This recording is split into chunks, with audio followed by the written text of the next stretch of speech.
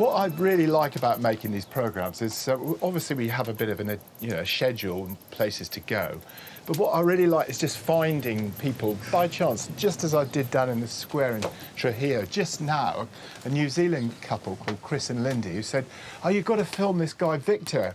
He makes really good migas, but he's got this really old allotment just under the castle walls. He said there's none left like them, and I've just come up here and it's just wonderful because he's almost self-sufficient in fruit and vegetables, and I sort of walked through into this sort of Aladdin's cave, really. I mean, it's like the ultimate shed, and he's now cooking these migas for me, and migas are legendary in Spain anyway.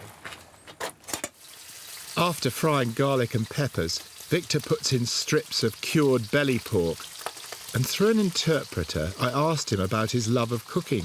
Where did it come from? Amazingly, he said that he was left alone when he was only a little boy of 7 years old because his parents had to move cattle to the cooler lands further north. They went away for weeks at a time.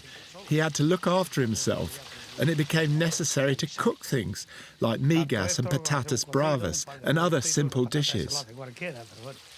He also puts in chorizo, and soon these strips of belly pork are cooked. Now the main point of this dish, the breadcrumbs. He splashed them with water and they go into the oil, which has been flavoured by all that garlic, peppers, chorizo, all the strong flavours of Spain. What I like is the fact that he's got, well, in addition to those peppers, and of course they're the local pimenton peppers, lots of garlic. You never would have put as much there. Lots of olive oil, and then really fat belly pork and lots of spicy chorizo. I mean, it's that combination. I wouldn't have got it. And also, I got the breadcrumbs too small. They are quite chunky. They're not really breadcrumbs. They're just bits of cut-up bread. So I can't wait to try it.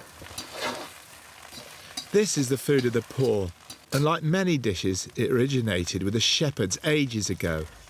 Even Cervantes wrote about the joys of migas, or mijas for the aficionados. It's probably the oldest dish in the whole of Spain.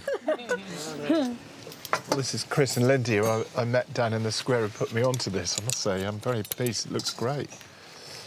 It's a shame that most of us has lost the use of bread, really, isn't it? It's always regarded as a sort of bit of a ancillary, whereas to the Spanish, it's absolutely at the centre of their cooking. Oh, I'm really surprised to see you down there because, it seems so sort of remote here. I mean, what brings you so far away from the normal tourist track, then? For most people who live in other countries, they think of Spain as being a bit like a polo mint.